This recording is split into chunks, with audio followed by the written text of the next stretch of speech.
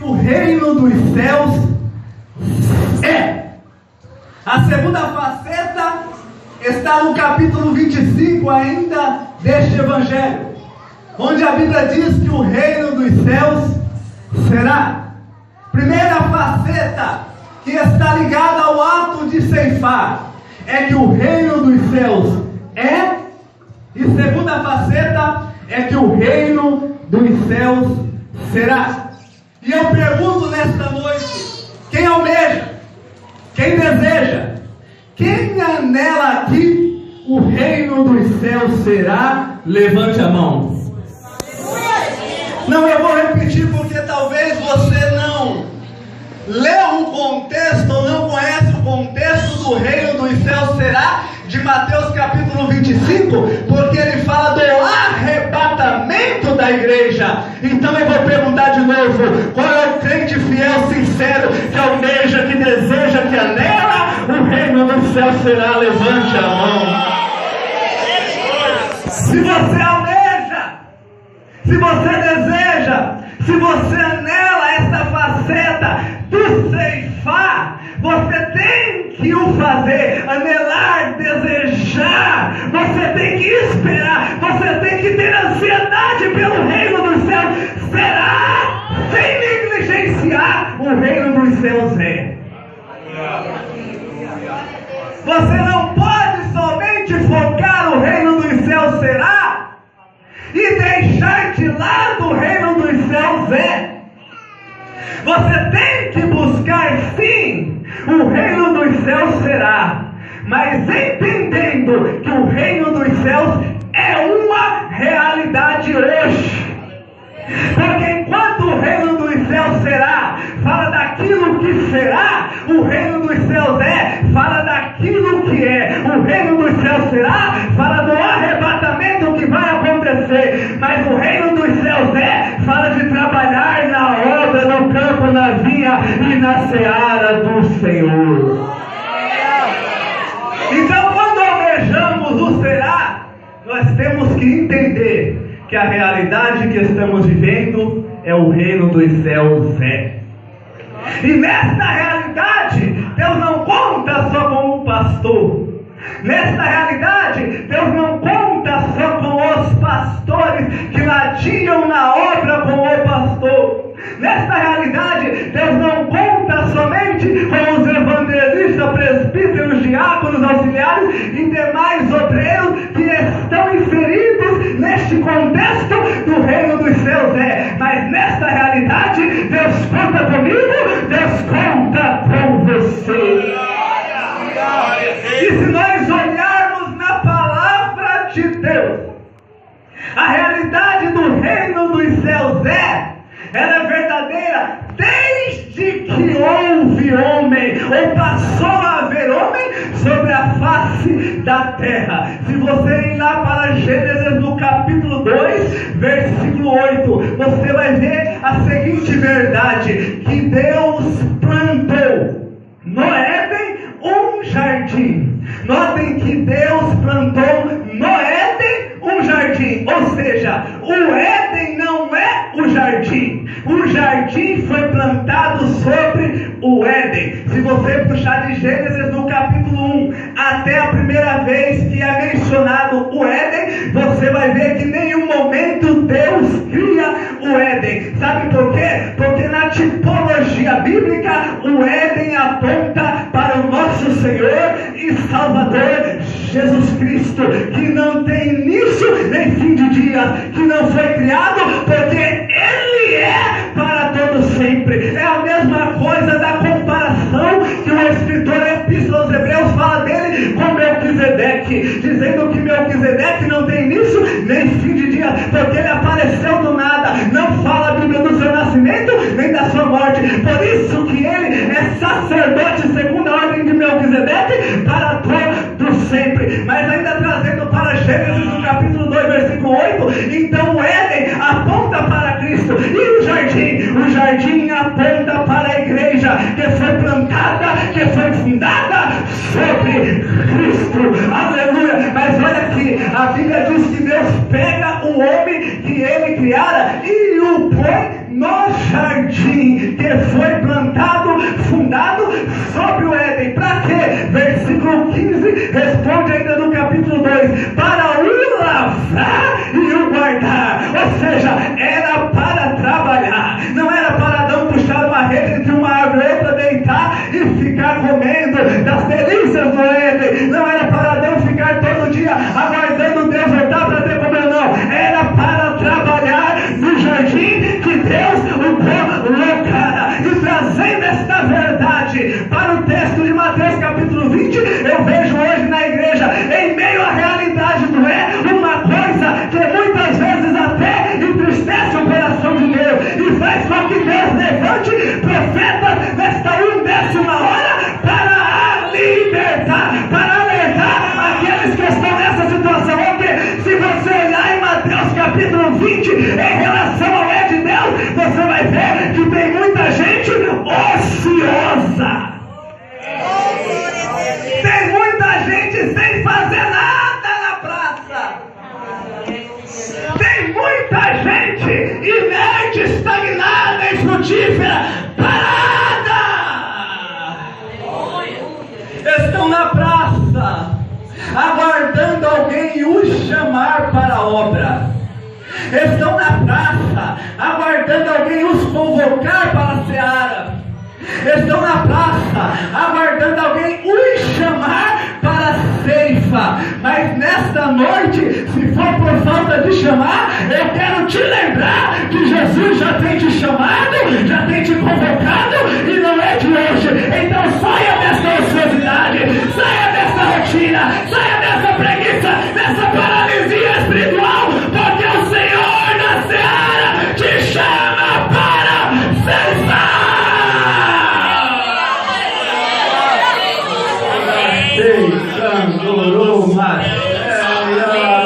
É uma realidade. E Deus conta comigo, Deus conta contigo, até porque a Bíblia diz que nós vemos 2 tipos de trabalhadores em Mateus capítulo 20, que são chamados, que são convocados. Primeiro, aqueles que vêm por acerto, são aqueles que acertaram a $1 por dia com o dono da vinha, com o dono do campo, com o dono da seara. Estes são aqueles que só fazem a obra se tiver salário fixo e certo. Estes são aqueles que só fazem a obra se tiver benefícios para eles. Estes são aqueles que só fazem a obra depois que apresentarem uma lista de exigência e todas elas forem atendidas. Esses são aqueles que só fazem a obra se depositar uma quantidade na sua conta para ele vir pregar, para ele vir louvar, senão não conta com ele. Esses que só fazem a obra por acerto. Mas tem aqueles da 1/10 hora que não fazem a obra por acerto, porque quando foram convocados, o dono da vinha falou: ide para a vinha e vos darei o que for justo. Porque enquanto aqueles, os primeiros, fazem obra por acerto, estes fazem a obra confiando na palavra do dono da vinha. Aleluia! Pergunta para teu irmão aí: você é do primeiro grupo ou do segundo grupo? Você só faz a obra se tiver umas condições memoráveis, satisfatórias para você, ou quando você é convidado, você fala: Jesus, eu vou de qualquer jeito, eu vou de qualquer forma, porque eu confio na sua palavra, que é sobre toda a minha necessidade.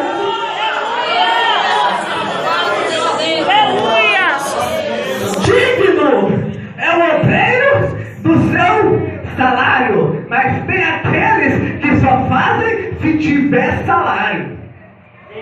Tem aqueles, pastor, que não encaram o início como o senhor e sua esposa encarou, pela fé, confiando naquele que chamou, confiando naquele que nomeou, confiando naquele que vocacionou, confiando naquele que chamou. Estes só vão se o tempo estiver cheio, a casa estiver cheia. Estes só vão se a arrecadação for alta. Estes só vão se tiverem favoráveis para ele. Mas aqueles que vêm pela fé, eles não olham agora, mas olham amanhã, confiando que quem dá o crescimento é o dono da terra.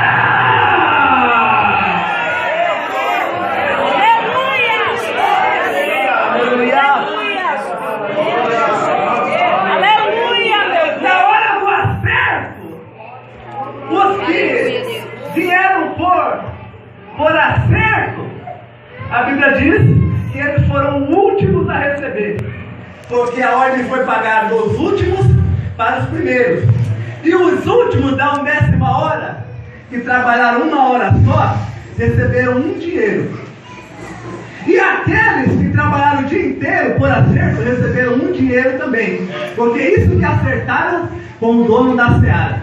E quando eles viram, eles murmuraram. Mas só que o dono da seara falou: por que tu murmuras? Porque eu sou bom e tu és mau, não posso fazer o que eu quero do meu dinheiro? Toma o que tu acertaste comigo, tu comigo, não eu contigo, tu comigo! E vai embora. Vai, porque eu quero dar a este a mesma coisa que eu dei para você. Amém, Jesus. Eles trabalharam o dia inteiro, mas receberam o dinheiro, enquanto os últimos trabalharam 1 hora e receberam um dinheiro também. Isso nos leva lá para 1 Samuel, capítulo 18, versículo 7.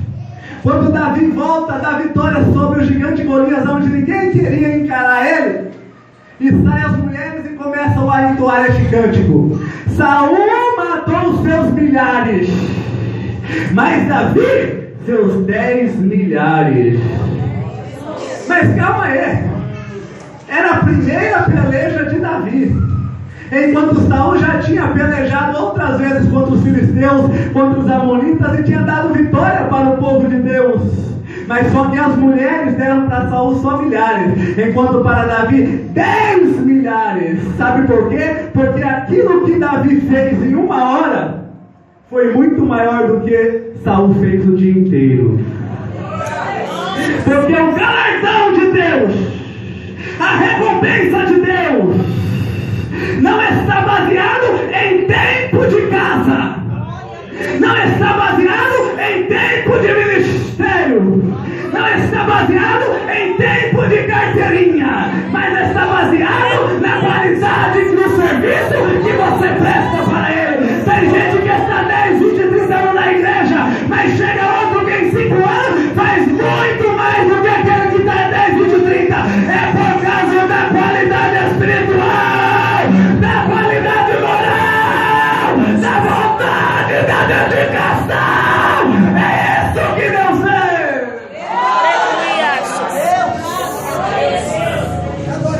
Essa é a primeira faceta. O reino dos céus é. Mas tem a segunda faceta. O reino dos céus será. E fala do arrebatamento. Amém, Jesus. Então você entendeu por que você tem que almejar o arrebatamento? Sem negligenciar o trabalhar na obra de Deus. E no que diz respeito à faceta do arrebatamento, também tipificado pelo lançar da foice sobre a terra, o texto que nós lemos, Mateus 25, que é conhecido de todos, é tipificado por 10 virgens que saíram ao encontro do esposo. E a Bíblia diz que elas aguardaram o esposo, mas o esposo tardou. Agora eu lhes pergunto, qual era a conversa entre elas naquele momento, se não sobre a vinda do esposo? Qual era o desejo dela naquele momento, se não pela chegada do noivo? Elas olhavam uma para as outras e diziam: ele está demorando. Olhavam uma para a outra e diziam: como que é os seus cabelos? Olhava uma para a outra e dizia: qual é a cor dos seus olhos? Olhava uma para a outra e dizia: será que ele vai vir sozinho? Ou ele vem com uma comitiva? Será que ele vem a cavalo? Será que ele vem em charrete? Como que ele vai vir? Porque a conversa entre elas era só sobre a chegada do noivo. O que ao palpitava, queimava entre elas era pela vinda do noivo. Mas a Bíblia diz que elas tosquenejaram e adormeceram. Não adormeceram de repente, tosquenejaram e adormeceram. Ou seja, foram pegando no sono, pegando no sono e até que dormiram. E enquanto elas vão pegando no sono, a conversa sobre a chegada do noivo vai pegando junto. Enquanto elas vão pegando no sono, o desejo, o anelo, aquilo que queimava, vai adormecendo junto. E quando elas dormem, não se ouvia mais falar sobre a chegada do noivo. Quando elas dormiram, não se ouvia mais falar sobre a vinda do noivo. Quando elas dormiram, aquele desejo ardente, palpitante, que queimava, dormiu junto, esfriou.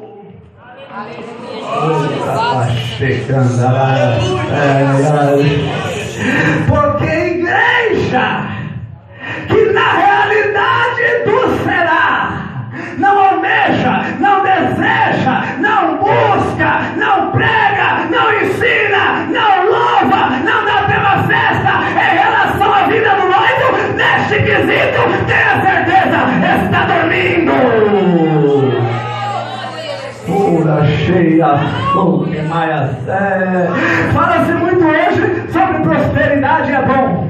Fala-se muito hoje sobre porta aberta, é bom. Fala-se muito hoje sobre cura, é bom. Fala-se muito hoje sobre exaltação sobre a terra, e é bom. Mas nesta noite, Deus me mandou aqui para seguir o tema da festividade e falar sobre o arrebatamento da igreja, que está acima de todas as coisas.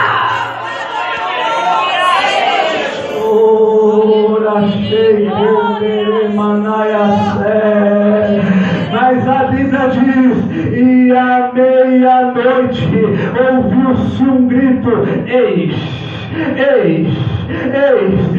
o noivo sair ao seu encontro. Este grito é do Espírito Santo, e o Espírito Santo nesta noite está gritando ao ouvido de crente aqui: ei, despertai, acordai, vigiai, o noivo está voltando.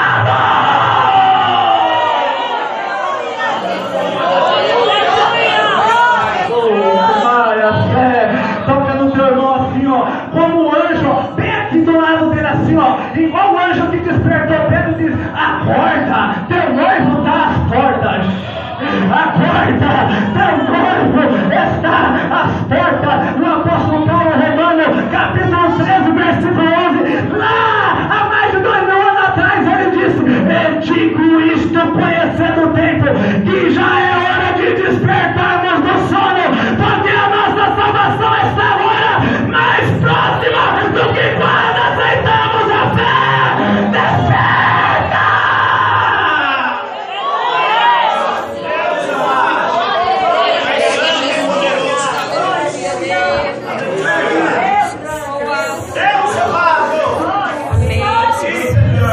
Vamos lá para o contexto dos ninivitas, que receberam 40 dias para se consertarem diante de Deus. A começar do rei até os animais, todos seguiram a ordenação do rei: jejum, oração, humilhação, abandonar os falsos maus caminhos. Quem saiba Deus, tenha misericórdia de nós, se compadeça de nós, perdoa os nossos pecados e nos livre da sua ira. E nós sabemos que eles assim fizeram e Deus os perdoou. Mas eles receberam 40 dias. E nesses 40 dias eles tomaram esta atitude. Se o próprio Deus hoje, indiscutivelmente, dissesse: minha igreja, daqui a 40 dias eu vos arrebato. O que há dar de crente pedindo perdão? O que há dar de crente pedindo perdão para crente?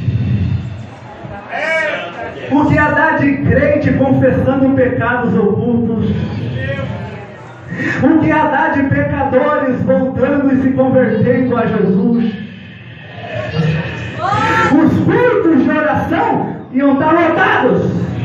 de ensino lotados. Tinha que fazer fila para entrar na igreja. Afinal, 40 dias e Jesus viria buscar a sua igreja. Mas eu quero te dizer que em relação a Nínive, para nós corremos um risco muito maior. Porque enquanto para Nínive foi dado 40 dias, para nós a palavra é: não sabeis nem o dia e nem a hora. Pode ser hoje, pode ser agora. E Deus manda eu te perguntar: como está a tua vida diante dele? Como estão as tuas vestes? Estão alvas ainda diante dele? Você está preparado e preparada para encontrar com ele? Se não está, ainda há tempo. Hoje é noite de conserto, hoje é noite de nova aliança, hoje é noite de reconciliação, hoje é noite.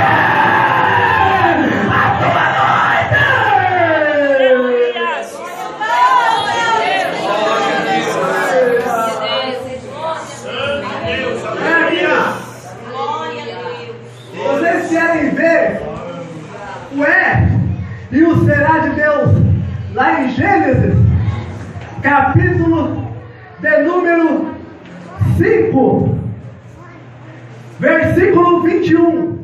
E viveu Enoque 65 anos e gerou a Metusalém. E andou Enoque com Deus. Depois que gerou a Metusalém, 300 anos. E gerou filhos e filhas. E foram todos os dias de Enoque 365 anos. E andou Enoque com Deus. E não se viu mais, porque Deus o tomou para si. O reino dos céus será uma das facetas do cegar. Enoque sendo arrebatado, sendo trasladado, sendo tirado da terra. Mas como é que ele esperou o reino dos céus será? A Bíblia diz: andando com Deus. Porque tem gente que está esperando o reino dos céus será, mas andando com o mundo. Tem gente que está esperando o reino dos céus será, mas largado da mão de Deus. Oh, aleluia! Desse jeito você não chega a lugar nenhum. Tem que segurar firme na mão de Deus e pedir para Ele segurar firme na tua mão. Tem que ter uma vida de intimidade com Ele. Tem que ter uma vida de caminhada, de caminhar com Ele. Não é de qualquer jeito, meu irmão. Não é de qualquer jeito, minha irmã. Noé não estava brincando com Deus. Enoque não estava brincando com Deus. Ele estava vivendo uma vida séria, reta, transparente com Deus. Qualquer lugar de brincar na pracinha, mas aqui dentro é lugar de seriedade com Deus. E o reino dos céus é, a Bíblia diz, no capítulo 6, versículo de número 9: estas são as gerações de Noé. Noé era varão justo e reto em suas gerações. Noé andava com Deus. O que é que Enoque fazia em relação a Deus? Andava com Deus. E Deus o tomou para si. Mas nós vemos que Noé também andava com Deus, mas Deus não o tomou para si. Por quê? Porque em relação a Noé, tinha algo para ele ainda fazer para Deus. Primeiro motivo pelo qual Deus não arrebatou ainda a igreja, porque tem algo ainda para fazer para ele. É a faceta do reino dos céus, E Noé entendeu esta realidade e se disponibilizou para construir a arca para a glória de Deus. Oh, meu irmão, você tem se perguntado em meus dias que você está vivendo, dias maus, dias tenebrosos, dias espessos, de nuvens negras, por que Jesus não voltaste ainda? O que é, Senhor, que te detém ainda? Primeiro, é porque ainda tem algo para fazer para Ele. Então pare de criticar um pouco, pare de murmurar um pouco, pare de sofocar o será e viva o é, porque ainda tem algo para fazer para Deus, aqui neste bairro, nesta cidade.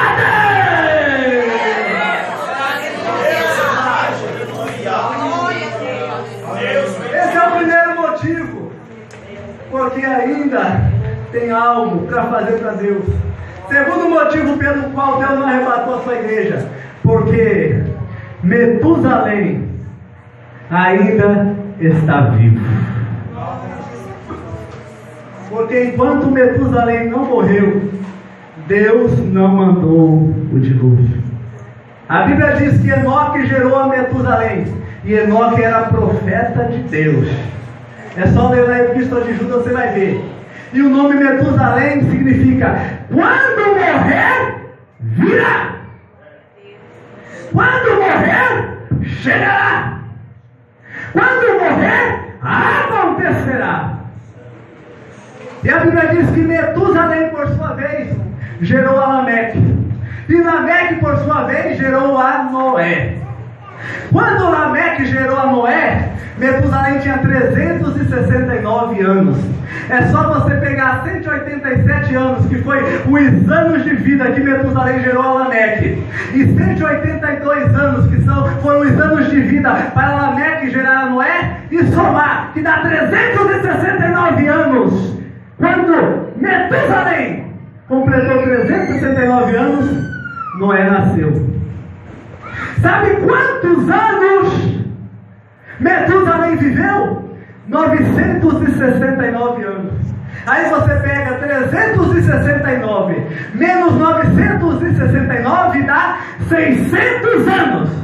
Quando Metusalém morreu, ele tinha 600 anos em relação ao nascimento de Noé. Quando Noé nasceu, 600 anos depois, Metusalém morreu. E sabe com quantos anos de idade tinha Noé quando o dilúvio veio sobre a face da terra? Olha o que a Bíblia diz, no versículo 6 do capítulo 7. Era Noé da idade de 600 anos quando o dilúvio veio sobre a terra. Só foi Metusalém morrer para que Deus derramasse o dilúvio. Só foi Metusalém ser tirado da terra para que Deus derramasse a sua ira sobre o mundo antigo. Só foi Metusalém ser arrancado. Ora cheia sou, para Deus fechar a porta da arca e abrir outra porta, a porta do juízo dele. Porque hoje Matusalém aponta para a igreja. Enquanto a igreja estiver na terra, a misericórdia de Deus para com tua vida está. Enquanto a igreja estiver na terra, a bondade que te conduz ao arrependimento da parte de Deus está. Enquanto a igreja estiver na terra, a porta da graça estará aberta para você entrar. Mas vai chegar um momento, como Deus tirou Metusalém da terra, a igreja também será tirada. E quando a igreja for tirada, a porta da graça vai ser fechada e a porta do juízo de Deus vai abrir. Então nesta noite não perca tempo, entra pela porta. Deus te chama.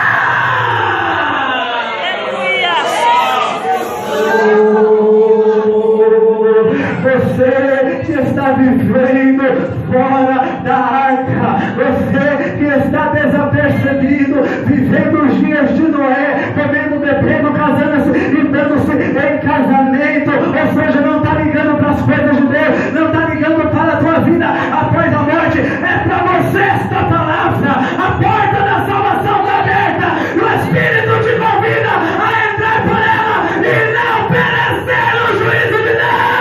Entra nesta noite.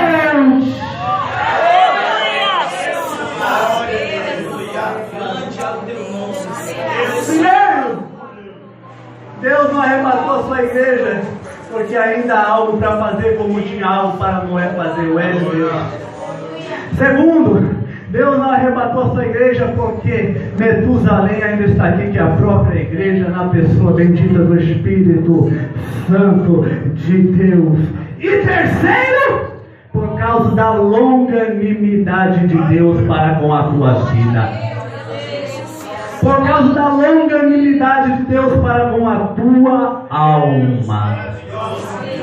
A Bíblia diz essa verdade em 1 Pedro 3, a partir do versículo 18, que Jesus Cristo padeceu uma só vez pelos pecados, mortificados na carne, sim, mas vivificado pelo Espírito, no qual no Espírito foi e pregou aos espíritos em prisão, os quais em outros tempos, nos tempos de Noé, foram rebeldes quando a longanimidade de Deus esperava nos dias de Noé. Sabe o que o texto está dizendo? É que enquanto Noé, pregoeiro da justiça, estava construindo a arca e pregava a justiça pela arca, a Bíblia diz que os habitantes não queriam conta com a pregação de Noé. Os habitantes não davam crédito à pregação de Noé. Os habitantes da época de Noé viravam as costas para Noé, endureciam o coração. Mas a longanimidade, a paciência de Deus os aguardava enquanto a arca ia sendo construída. Noé dizia: vem, Deus vai destruir esta terra, Deus vai mandar o juízo sobre esta terra, mas Ele vos proporciona a salvação, mas Ele vos proporciona um meio de escape, a arca. Venham, Noé ia pregando mais de 50 anos devido à longanimidade, a paciência de Deus. Mas no final a Bíblia diz: mais poucas almas, isto é, 8 se salvaram. Oh, aleluia! Você que nos visita nesta noite, Deus está sendo longânimo para com tua vida. Ele não permitiu ainda que o diabo ceifasse a tua vida, porque ele sabe para onde você vai se você passar desta vida para outra. Deus não veio buscar a igreja ainda porque Ele tem compaixão e misericórdia da tua alma, e isso está representado na longanimidade dele. Não é porque Ele se atrasou, não é porque Ele está demorando, é porque Ele é longânimo. Ele aguarda você, Ele espera você, Ele chama você. A porta está aberta, não perca tempo. Venha hoje, venha agora.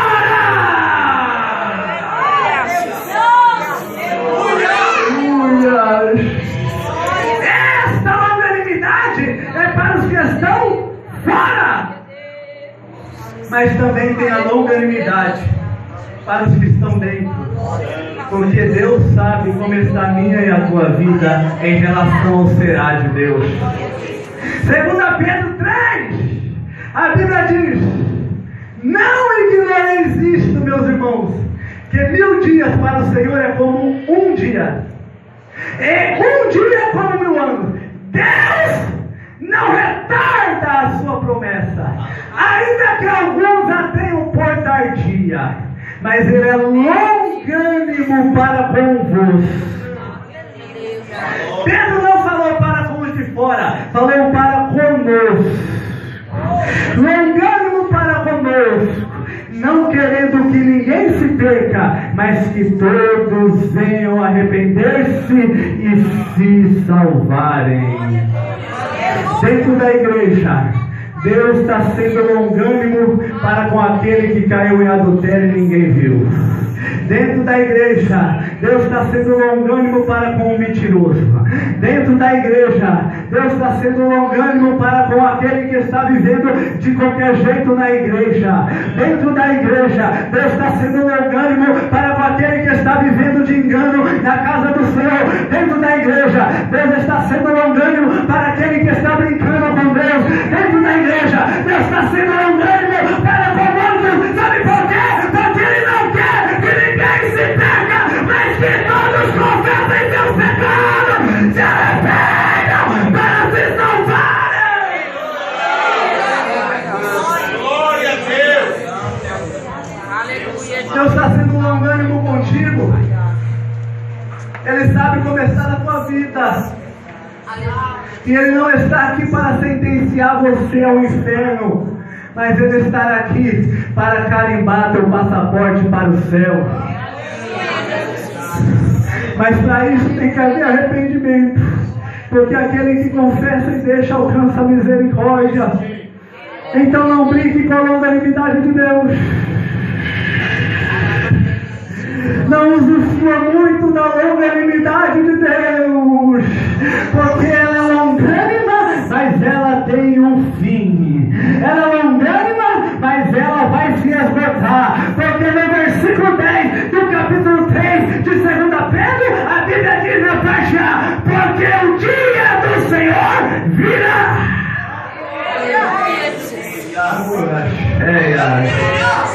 Diga para teu irmão: o dia do Senhor virá.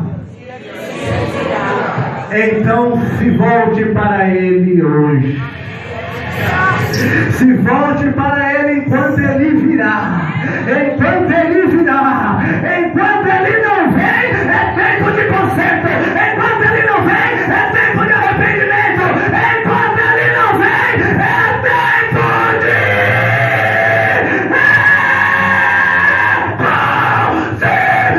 reconciliação com Deus e a igreja. O reino dos céus é uma realidade em toda a Bíblia, tanto no é como no será. Para a gente encerrar, 1 Coríntios 15, 51 em diante: eis que vos digo um mistério, porque é mistério. Na verdade, nem todos dormiremos, mas todos seremos transformados. Antes soar da última trombeta, porque a trombeta soará e os mortos ressuscitarão incorruptíveis, e nós seremos transformados. Olha aqui, abre um parênteses aqui. Só aqui a morte perdeu 2 vezes. Primeiro, que ela não vai ter poder de tragar, de ceifar a vida de todos os crentes. E segundo, que aqueles que ela tragou a vida, ela vai ter que devolver, porque os mortos ressuscitarão e todos seremos transformados. No momento, num abrir e piscar de olhos. Sabia que o piscar de olhos, ele é um movimento que você não pode impedi-lo de acontecer? Você não consegue ficar com os olhos abertos muito tempo. Vai chegar a hora que você tem que piscar. Sabe por quê? Porque não tem demônio, não tem diabo, não tem mundo, não tem sistema que vai impedir o arrebatamento da igreja. É questão só de Deus piscar os olhos.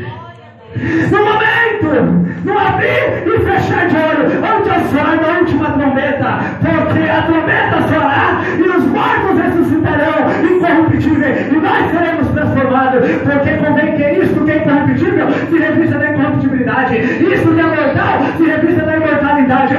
Quando isso que é incorruptível se revestir da incorruptibilidade, isso que é mortal se revestir da imortalidade, então cumpriu-se-á tragada foi a morte da vitória. Onde está a inferno da vitória? Onde está a morte do aguilhão? O aguilhão da morte é o pecado, e a força do pecado é a lei. Mas graças a Deus que nos dá a vitória para nosso Senhor e Salvador Jesus Cristo.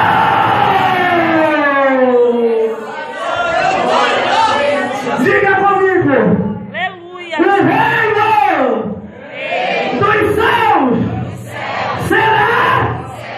Está nesse texto. E o reino dos céus é o último versículo, o versículo 58. Por causa disto, meus irmãos, sede sempre firmes e constantes, abundantes na obra, abundantes na obra, abundantes na obra do Senhor, sabendo que o vosso trabalho dele não é em vão.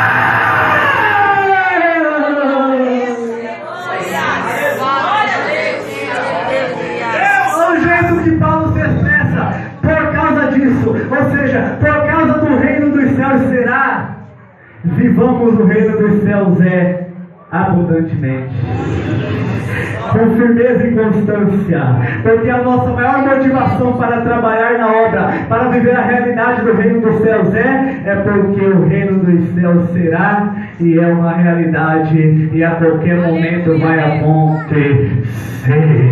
Diga para teu irmão, nesta noite, você está no vale da decisão, e Deus espera a tua decisão nesta